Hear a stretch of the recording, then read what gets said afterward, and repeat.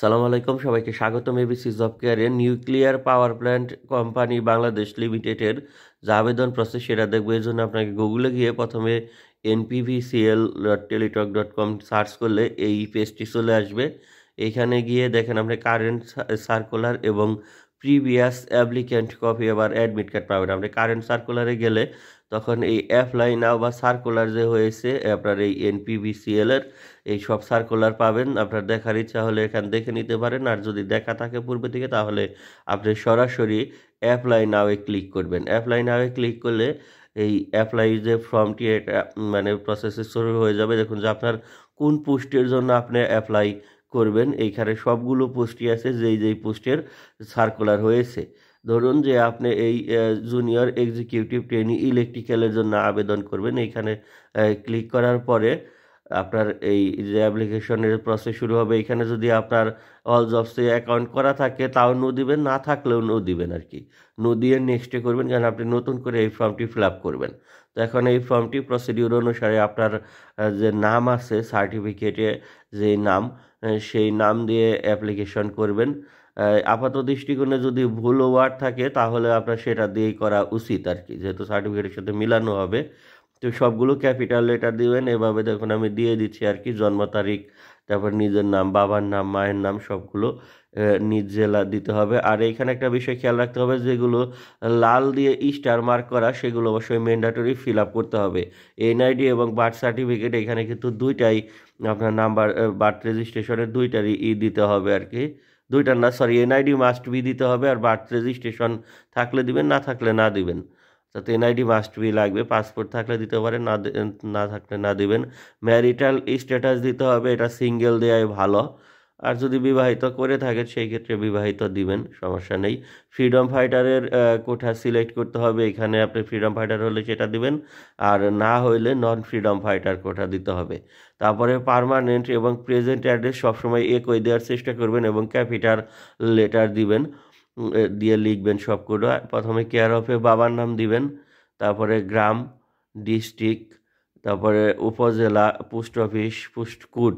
আর permanent address সবসময় একই রাখবেন, এটা রাখাই ভালো, কারণ আপনার অ্যাডমিট বা কোনো চিঠি গেলে যাতে সঠিক ঠিকানায় যায়। আর মোবাইল নাম্বার অবশ্যই যেটা ইউজেবল সবসময় ব্যবহার করেন এই নাম্বার দিবেন, কারণ মোবাইল নাম্বারের বা এসএমএসের মাধ্যমে আপনাকে সমস্ত তথ্য জানানো হবে।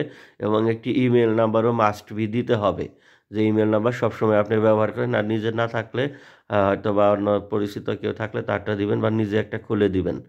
তারপরে এসএসসি আর ইকুইভ্যালেন্ট এই এডুকেশনাল কোয়ালিফিকেশনগুলো যথাযথভাবে ফুলফিল করবেন। এখানে শিক্ষাগত যোগ্যতা সবগুলো সঠিকভাবে পূরণ করবেন, অবশ্যই খেয়াল করে সার্টিফিকেট দেখে তারপরে এটা ফিল আপ করবেন। পাসিং ইয়ারটা সার্টিফিকেটের নিচে যে এক্সামের নাম থাকে ওইখানে যে সালটা থাকে সেটা দিবেন। সার্টিফিকেটের উপরে দ্বিতীয় নাম্বার লাইনে সাধারণত এটা থাকে। তারপরে এইচএসসি আর ইকুইভ্যালেন্ট এখানে ডিপ্লোমা ইঞ্জিনিয়ারিং, অর্থাৎ আপনার এডুকেশনাল কোয়ালিফিকেশন যেই পর্যন্ত চেয়েছে যেই পোস্টের জন্য সেইটুকু ফিল আপ করলে এনাফ, তার বাইরে দেওয়ার প্রয়োজন নেই। আর যেহেতু কোনো এক্সপিরিয়েন্স চাইনি সেই এই জন্য এক্সপিরিয়েন্সেরও অ্যাকচুয়ালি দেওয়ার কোনো প্রয়োজন নেই।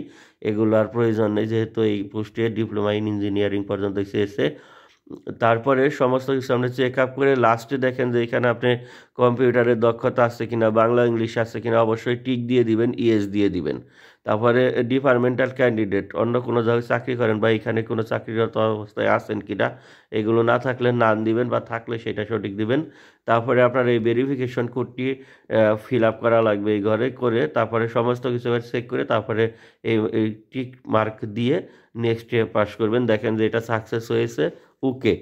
ওকে দেওয়ার পরে আপনার নেক্সট যে ফর্মটি বা অপশনটি এটা চলে আসবে। দেখেন আপনার যে ফর্মটি ফিল আপ হয়েছে এখানে আপনি চেক করতে পারবেন। পরে সমস্ত কিছু চেক করার পরে আপনার ছবি আপলোড করবেন, এবং ছবির যে সাইজ 300x300, আর সিগনেচারের সাইজ 300x80।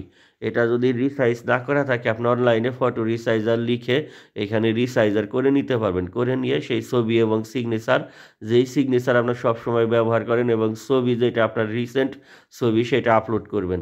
আপলোড করে এডিট করার অপশন তাহলে করতে পারবেন। তারপরে এটা টিক দিয়ে সাবমিট করলে দেখেন যে এখানে সাকসেসফুলি সাবমিটেড, ওকে টিপলেই আপনার পরবর্তী যে অ্যাপ্লিকেশন ফর্মটি সেটি এইখানে দেখাবে। এই যে অ্যাপ্লিকেশন ফর্ম, এটা সাবমিট হয়ে গেছে। এখন আপনি এই ফর্মটি ডাউনলোড করবেন। এখানে একটা ইউজার আইডি দিয়েছে, দেখেন যে উপরে বাম পাশে ইউজার আইডি দিয়েছে। এটা সমস্ত কিছু আমরা সঠিক আছে কিনা দেখে তারপরে এই অ্যাপ্লিকেশন ফর্মটি ডাউনলোড করবেন। কারণ এই অ্যাপ্লিকেশন ফর্মটি আপনার পরবর্তীতে রিটেন পরীক্ষা এবং ভাইভা পরীক্ষার সময় মাস্ট বি লাগবে। এবং এইখানে যে ইউজার আইডি আছে, এই ইউজার আইডি দেখে টাকা যে আপনার সাবমিট করা লাগে টেলিটক ফোনের মাধ্যমে, অবশ্যই 500 টাকা বা অ্যাপ্লিকেশন ফি যত টাকা চেয়েছি সেটা ব্যালেন্স রেখে তারপরে আপনি প্রসিডিউর অনুসারে এই টাকাটা সাবমিট করবেন। এখানে 2টা SMS এর মাধ্যমে করতে হবে, সুন্দরভাবে লেখা আছে। তো এটা সাবমিট করে যে পাসওয়ার্ডটা দিবে, ইউজার আইডি এবং পাসওয়ার্ড এই ফর্মের মধ্যেই কোনো একটা জায়গায় লিখে রাখবেন যাতে না হারিয়ে যায়, বা সেটা মোবাইলে সেভ করে রাখতে পারেন।